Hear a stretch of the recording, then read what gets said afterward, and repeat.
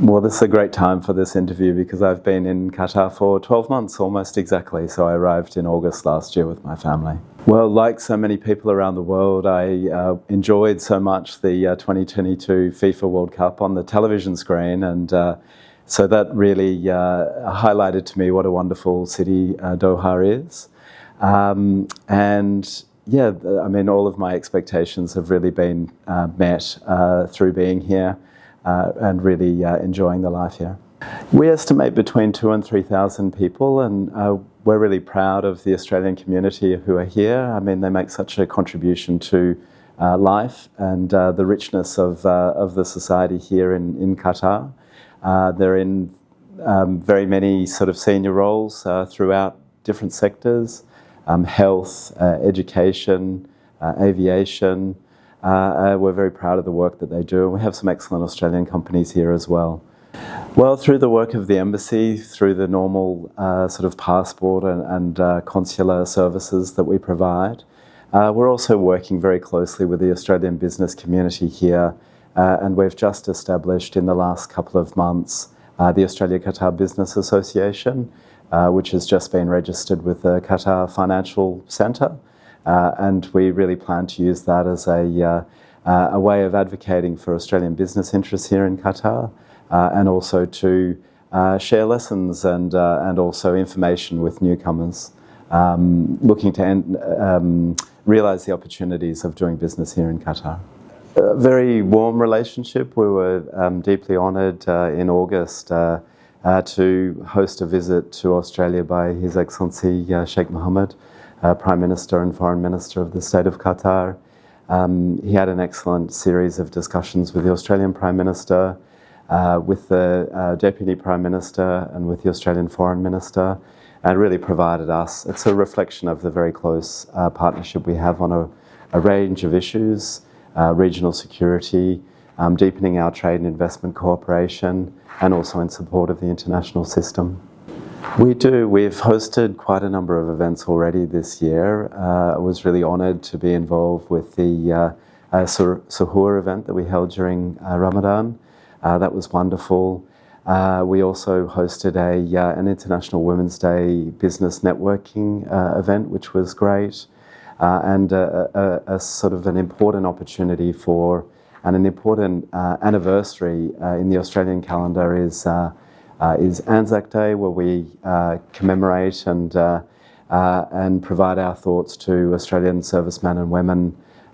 So we hosted that event here in April this year, which was great. We're looking to hold further events, of course, including an inaugural event for the Australia-Qatar Business Association. I think in terms of differences in this first week with school being back, I think the one difference is really the very early start to the school day. That's something I'm still getting used to. And an area that is very much in common between the two countries, I think, is the diversity of communities. Australia is also a very diverse country. So I've really enjoyed that aspect of Qatar as well. Australia and Qatar really have a deep love for sport. I have been fortunate enough to attend a number of sporting events. I think behind me you can see an Australian Socceroos football shirt from the Asian Football Cup. That was a great time to be here. Unfortunately, the Socceroos didn't go quite as far as we'd hoped, but I have attended a number of other events. The tennis is one that comes to mind. One of my children was a ball boy at the tennis, which was a great experience for him. Formula One, World Aquatics Championships. So one of the great things about Doha is it attracts so many great sporting events. And if I were to encourage any of the audience to, if you are visiting Australia, one thing I'm very passionate about is Australian football. That's a great experience. If you're having a holiday to Australia, check out if that happens to be going on when you're visiting, and it's a great experience. I think they're very, very similar. I think if you do happen to be visiting an Australian football match, you're going to see a lot of passionate fans for both of the different teams, and so that's something that you can really get into the spirit of. Yeah, but it really is great being able to experience so much good sport here in Doha. I've been very fortunate to be given a cookbook, a Qatari cookbook by Chef Aisha Al-Tamimi, and one of the dishes which I have tried to make at home but failed is balalit. So, but it's a great dish, and when I want to eat balalit, I usually visit Cafe Chez Al Shamus in Souq Waqif.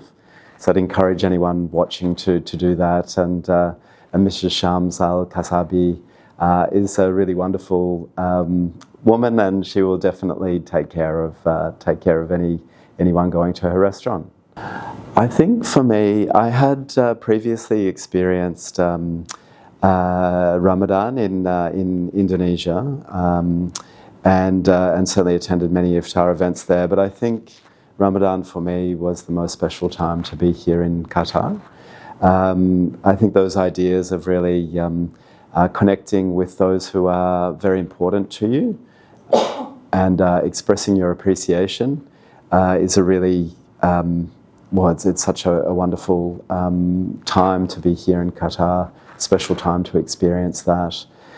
The most memorable moment, I think, was actually the Australian Embassy Suhoor event during Ramadan, and there were so many friends of Australia, Qatari international friends as well, and we had a very pleasant evening together, and so for me that stands out. But I think any time I have the opportunity to connect with Qatari culture is a really memorable experience, and I did recently attend a Qatari wedding, and I was shown the finer points of traditional sword dancing, which was also a great experience. So those sorts of really immersive experiences, I think, are the ones that stand out the most. I try to keep active if I can, and so I join diplomatic colleagues, and we play futsal once a week. So that's been something that's fun, and my children have inspired me, and they've been getting into triathlon through the Doha Tri Club, and so I've decided instead of scrolling my mobile phone, I should also join them, and so I've dipped my toe into that world, and that's been a lot of fun as well. Well, thank you to Qatar Living. I mean, my family and I, we really follow you very closely on Instagram. We find it a really wonderful source of information. We're very fortunate to be here in Doha. We very much enjoy being here, and in my role as ambassador, working very hard to advance the relationship between Australia and the state of Qatar.